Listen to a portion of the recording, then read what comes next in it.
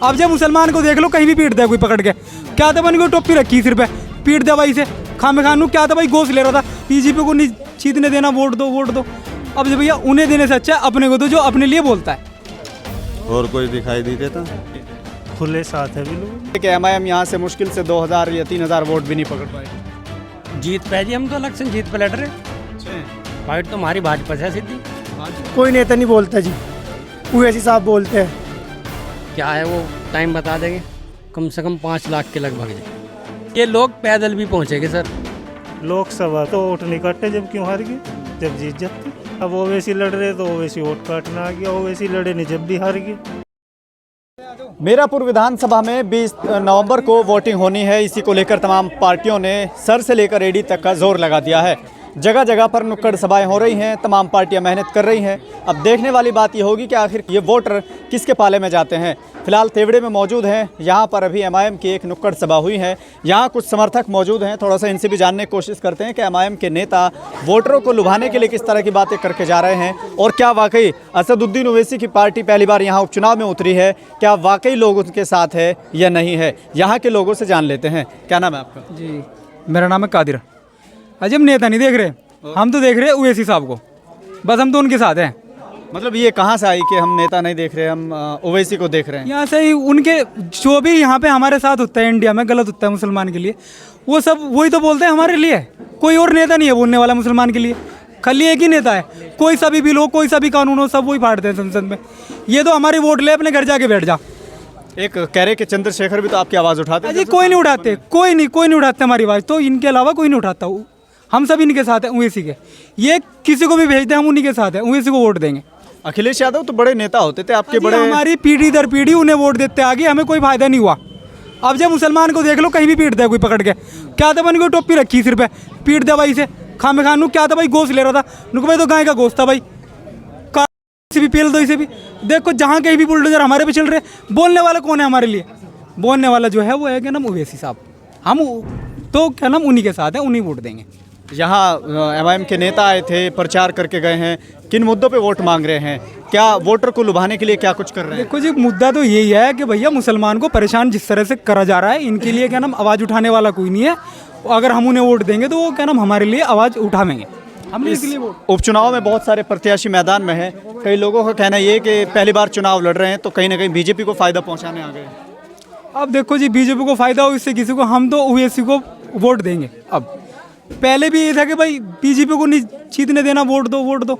अब जब भैया उन्हें देने से अच्छा है अपने को तो जो अपने लिए बोलता है, हम उसे वोट देंगे। लेकिन ये कह रहे हैं कि तमाम पार्टियां कह रही कि अकेले चुनाव अगर वो लड़ रहे हैं, आप उनको वोट देंगे तो कहीं ना कहीं वोट खराब हो जाएगा। कोई बात नहीं, इस बार नहीं तो अगली बार। अगर हम इस बार नहीं जीतते, हमारी कोशिश तो है हम क्या नाम अगली बार आएंगे मैदान में।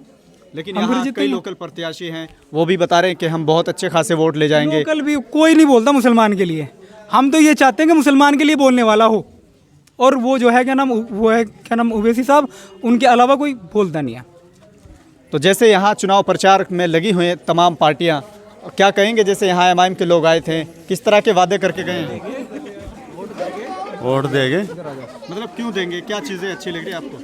अच्छी ये लग रही है, हर चीज़ में मुसलमान के लारे वही खड़े होते हैं, और कोई दिखाई नहीं देता, सब पीछे हट जाते हैं। चंद्रशेखर आज़ाद भी कह रहे हैं कि हम तो बहुत बोलते हैं मुस्लिम के लिए, जितना जब से वो सांसद बने हैं तो बहुत बोलते हैं।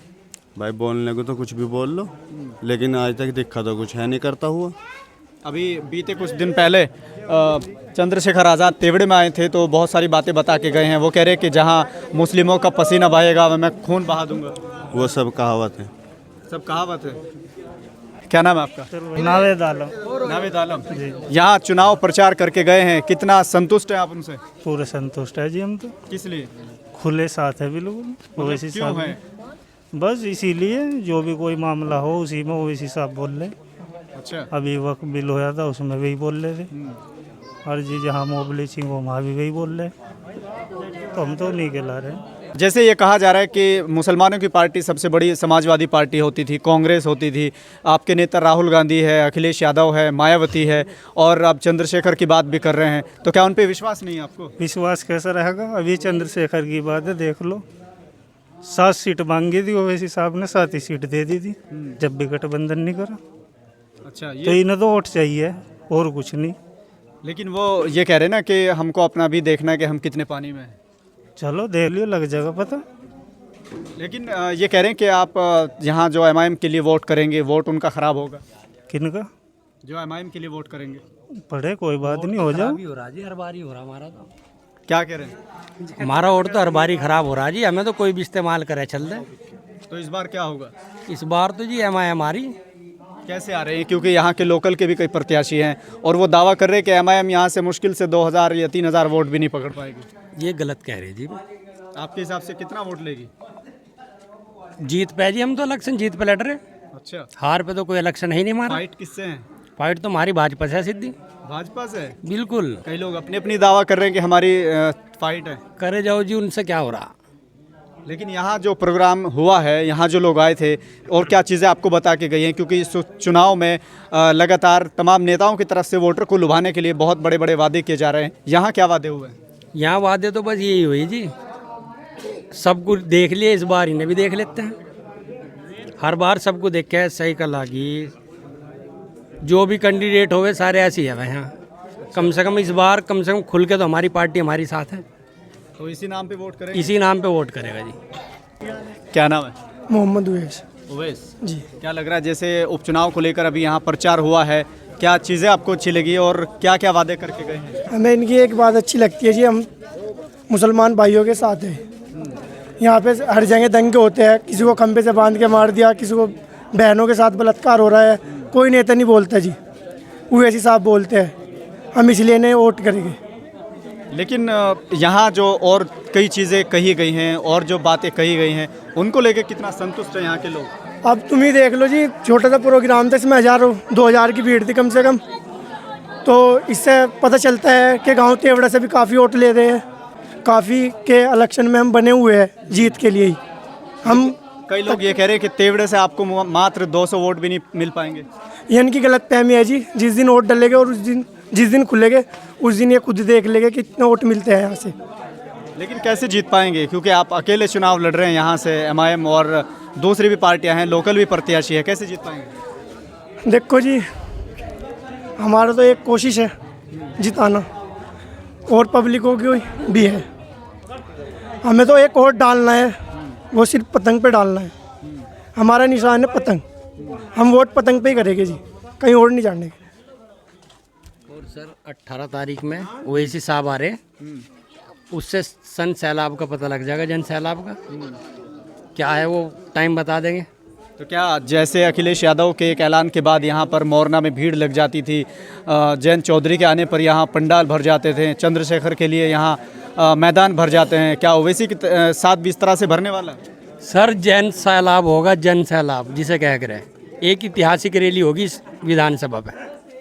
कहाँ तक के लोग आने की संभावना है? कितने आदमी होंगे लगभग? कम से कम 5 लाख के लगभग जी। बड़ा दावा कर रहे हैं। बड़ा दावा ही है जी। लेकिन ये कह रहे हैं कि कुछ लोग में आप पहुंचना और वहाँ जन सैलाब देखना, पता लग जाएगा आपको। पूरी तैयारी की है क्या? बहुत ज़्यादा तैयारी जी। किस तरीके से तैयारी कर रहे हैं? वोट से भी जी, सपोर्ट से भी, यही होया करे इलेक्शन में। तो जैसे ट्रैक्टर लेके लोग पहुंच जाते थे, क्या ऐसे ही पहुंचेंगे? ये लोग पैदल भी पहुंचेंगे सर, अगर कोई इनके पास साधन ना होए पैदल भी पहुंचेंगे। ज़्यादा ही दीवानगी है क्या? मेरी नहीं जी, वो सर चढ़ के बोल लिया गए। अच्छा, बिल्कुल जी बिल्कुल। लेकिन उनको क्या कहेंगे जो कह रहे हैं कि वोट काटने आ गए हैं, बी टीम है, बीजेपी के लिए काम करते हैं? ये तो हर बार ही बोलते हैं जी, कभी समाजवादी इस्तेमाल कर ले हमें, कभी कोई। यहाँ तो यही काम है जीतने का, हमें वोट करो बस। क्या कह रहे हैं? लोकसभा में भी पीछे लोकसभा हुई, जब तो वोट नहीं काटे, जब क्यों हार गए, जब जीत जाते। लेकिन कह रहे हैं ना कि आरएलडी के जो प्रत्याशी थे चंदन चौहान, उनसे डायरेक्ट मुसलमानों का बड़ा रिश्ता है। तो फिर ओवैसी क्या गलती इसमें? अब ओवैसी लड़ रहे तो ओवैसी वोट काटना आ गया, ओवैसी लड़े नहीं जब भी हार गए। तो क्या लगता है आपको कि ये सब डायलॉग है? डायलॉग तो है ही, और क्या है, वोट लेना है सो कर गई ना।